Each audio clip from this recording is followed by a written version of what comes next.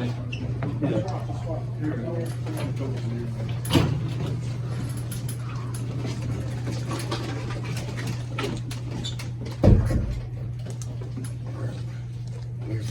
Thanks for hanging out. Thanks for coming. I appreciate it. Got a little bit of voice left for you. I'm really proud of our football team. It really came out today, and I feel like they played really, really hard, on the road. And it was from start to finish. It wasn't always perfect, but the effort was there. The guys continued to just work hard, just persevere, keep working to make plays. I felt like we played, better defensively in the second half in so many ways. And it was all three phases. We made some plays, whether it was punts or covering a kick, things like that. Defensively, making some big stuff. Offensively, being explosive, having balance, and being able to run the ball. Throw it, and we had a lot of guys involved, and we played a lot of players. And so we have to 24-hour rule, and we have to get ready. We have to get ready for the next one. The team is hungry. The team is hungry. We know we still have a lot to prove. We know that, and we haven't played our best football, and so we're going to continue to work at it. But I believe that this group, in particular, is they want to get better. They want to play better. They want to be more consistent. We want to have less penalties. Do better on third down and things like that. And so that's special because that way we're not pulling teeth with these guys during the week, to get to prepare for games. It's not like they're kind of looking at us like, why are you working so hard, coach? Or why are you tightening the screws here? Or why are you nitpicking about this detail here? They understand what works, and we've also experienced what doesn't work. And so for everyone to be consciously competent, understand what it takes to have success and be willing to do that, day in and day out, gives us the best chance to have success on game day. And that's what we have with this group. And obviously we have playmakers, which when you have some good players and difference makers, that's what it's all about. The more good players you have, the better football team you're going to be, as long as guys, buy into the team concept and they play with technique and fundamentals. They play hard. You got good players, man. You can be able to make some plays. And so I think that's what you saw. Mel, the ability to quick strike back after things went wrong or they scored or whatever. Just you talked about those playmakers. What does that do to an opposing defense, and what does that do for you guys? Just that knowing what you have with those playmakers at receiver and running back, and we know we can make plays. We know we can score. We know we can move the ball. That's not the issue. It's all about the execution. And taking what's there and being able to make the plays that are there and execute the play that's called. But we know we can make plays. We know we can drive the ball, and we know that we can also be explosive and get chunks one play or score on one play and things like that. We know we can do that, and we've done that throughout the season. You've coordinated a ton of defenses. When you're going up against a number of weapons where you can't focus on somebody or they hit you that quickly, what does that do to a defense? Well, it's very tough to defensively to game plan for an offense, or to play against an offense that can run the ball and throw it. And that is really tough because it's like pick your poison. If you load up on the run and then now you're wound up outside, if you're trying to play safety coverage, then you might be a little softer against the run. And then when you're trying to, blitz and stop, first, second down and stop the run, if you can run away from it or run into it and crease it, then as a defensive coordinator, where it's like kind of where you go, where you go. And that's why it's important for us to just take care of the football. as we're going. In every series and a kick, it's an extra point, field goal, punt, and just keep chopping. Because if we can just keep hammering and keep running our offense, and everyone does their job, then we're eventually we're going to be able to move the ball. We're going to be able to score points. And we play complementary football. We can, even if we have to punt, our defense can go out there and go 3 and out and get the ball back. And then we go start hammering again. So that's complementary football. The plays that Jalen made in the passing game, I imagine you've seen a lot of those, but how much is that rhythm are you seeing develop with Peyton and him, particularly as the season progresses? Yeah, they have confidence in each other, and the thing I like about this group, they're unselfish because, 1 week you may be talking about Jay Reed, and the next week you're talking about Speedy, and you can't tell on the sideline or during the week or in the locker room, if guys are, hey, why am I not getting the ball, or I was open. We don't have that. Everyone knows that, hey, there's gonna be opportunities for everyone out there. We have to execute, and obviously they have confidence in each other. But shoot, when you watch the coaches' confidence, Speedy's open a lot. The players are out there.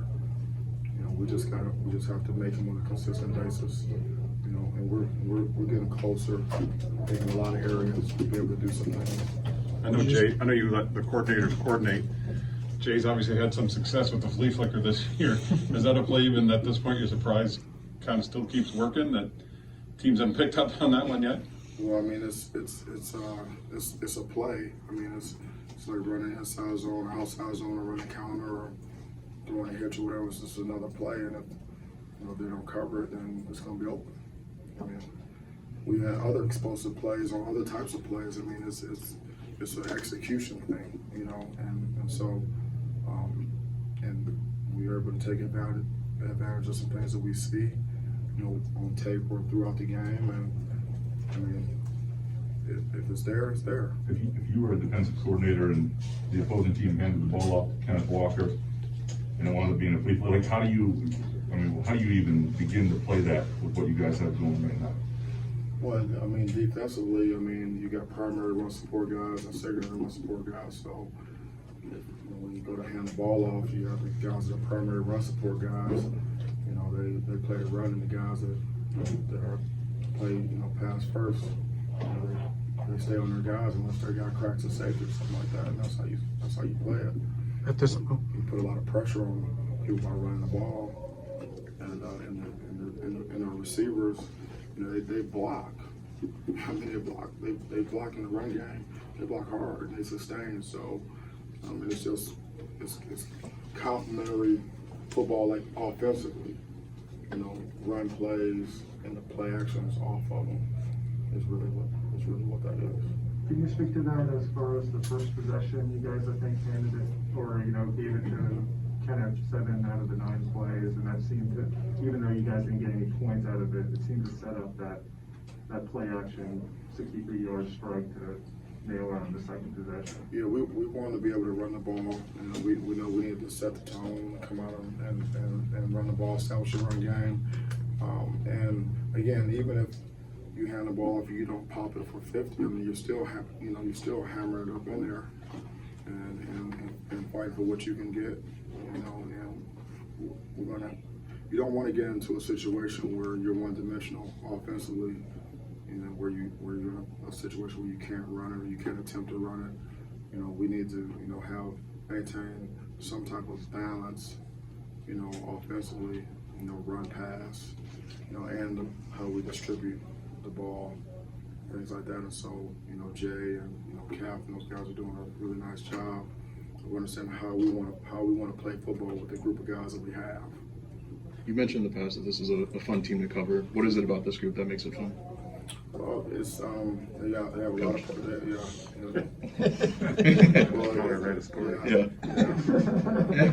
I know what you mean. Yeah. I know what you mean. No, this team they got a lot of character. When these guys go, it's a fun group to be around. Day to day, and they respond well to coaching, and Leaders are starting to emerge, and you see guys start to get better. They're like improving in certain areas, and then they see that, and it just kind of, it's a momentum thing. It's like a snowball. Like I told them, before the game, like we know what works and we know what doesn't work. So like again, it's like the second week in a row that we set records on Thursday in the weight room. Before practice, guys are doing in-season PRs. On the lifts in there, and so who wouldn't want to coach a bunch of guys like that are going there on Thursday and setting PRs, and consistently. They understand. Here's it's the illusion of choice. You want to be good, you want to be great. You don't have a whole lot of choices. You really have no choice. You have to do this. You have to do this. You have to do this. These are things you have to do to be successful. And this team has bought into that, and so and that's really just helping us, be able to get the job done. But being around these, we spend a lot of time with these guys. They spend a lot of time around us, and these guys, we got some characters on this team. But and they're fun to be around. But they when it's time to play, they play hard, and that's fun. Mel, I think What did you think of Marquise already today? That's the first time we've got a chance to see him. Yeah, he we were able to get him going because he was a little banged up, and obviously you see his ability to cover and things like that. He's got really good feet, balance and body control. He's a willing tackler, and so again, that's another player that we have that that we can play and have confidence in, that can help us and help our defense, help our football team. He's been working really hard to get back, and he had a good week of practice, and he was able to carry it over to the game. Mel, what did Cal's return in the second half do for you guys defensively? Cal Halliday, his return in the second half, what did that do for you guys defensively? Yeah, the body man. Yeah, I will have to look at the tape, but I know I think we showed him on the second half. Yes. So, obviously, I think we had a number 3 announced there, and he's he plays hard. He knows the defense, knows where he's supposed to be. He can play fast, and he's a tackler. And so, it's always good when you have productive players. They're able to go out there and play. It matters. It does matter who's out there. Any position, any team, offense, defense, and special teams, it does matter who you're playing with. And fortunately, we're able to play multiple guys. We have more depth than we had last year. We have more depth. We have more guys that can go in there and be productive for us, which helps. It's a long season, and things happen, and so we're still able to get the job done. The 94-yarder that Kenneth Walker had. Yeah. They had some momentum, and they had field position edge there. I would imagine you guys were thinking, we need to saddle up the run here and take control of this game. Tell me about that play and one play, taking it over, and how you saw that play develop. And you guys kind of needed it right there. Would you agree? Yeah, we were playing on our end of the field quite a bit, and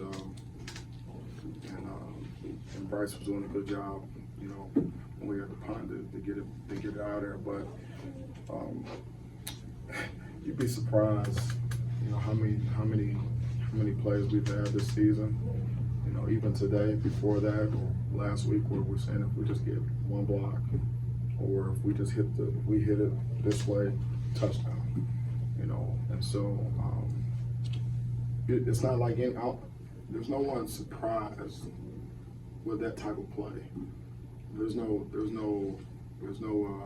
everyone's happy and pumped up about it, but there's no one surprised because it hasn't been he hasn't done like 94 yards, but he has had big plays, so it doesn't matter where it is. He can go, and we got other players that can go, whether it's a run game or the pass game. So it really just comes down to execution. Block, run, make some guys miss, get what you can get, and then, you know, be able to finish, which is, you know, which is conditioning, and it's weight room, it's how you practice. I mean, in practice, I mean, he finishes runs in practice. I mean, we'll give him the ball, I mean, he'll run all day, he'll blow the whistle, he'll just keep going. And the reason why is because when you get into a game, you know, and you get out there, it's just like Speedy gets out there, you got to be able to go. I mean, you got to be able to, you don't want to get run down. You know, you want to be able to score. And so that's the way we practice, and that's the way they train, and so they could just take it into the game. You know, so I mean, it was just good execution. Obviously, you know, an outstanding run by him. You know, but I'm sure he'll give all the credit to the offensive line, even if he made, you know, 2 or 3 guys miss, and there's guys blocking downfield as well on that play. So I mean, it's just a good football play. Couple more. And Chris, I know did you this- have one, and Matt, did you have one too? Yeah. Okay. You mentioned about the balance to the team. I mean, when you see that you haven't really maybe put it all together a complete game, you know, do you think about the sky's the limit? Do you think of where the potential of this team is, and what do you feel it could be? Like if you do play a perfect game, or close to perfect? Well, I mean, football is not a game of perfect. We just want to reach our full potential, and we know that we haven't done that yet because we lead plays on the field, offense, defense, special teams. There are plays out there to be made that we don't make, or you know, maybe like a self-inflicted wound or like a penalty or something like that. And so, you know, I don't believe in self-imposed limitations. I don't know. You know, we don't know, you know, like how good, you know, we can be, because the team is a collection of individual players, right? You know, so it's about how good can each player get, okay? And then we have to leverage everyone's talents, you know, and so that we can, you know, have a strong team and get stronger. And so, but I know that we have not played up to our full potential yet, and that's always the goal, and that's what we're going to be.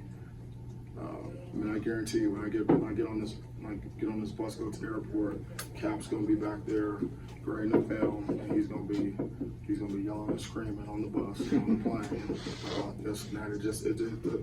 It doesn't stop, which is great, and our players understand that. Our players understand that because we told them in the very beginning, it's never going to stop. It's going to be relentless. We're going to keep chopping. We're always going to look to get better. You've never arrived. If you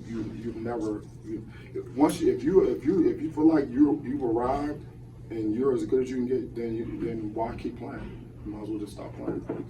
You know, you're never there. And so, as long as we understand that, then we can continue to work to get better.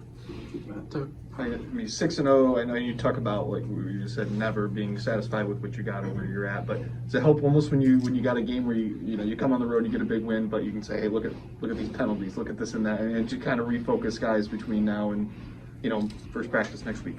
Yep. We've been doing it all year.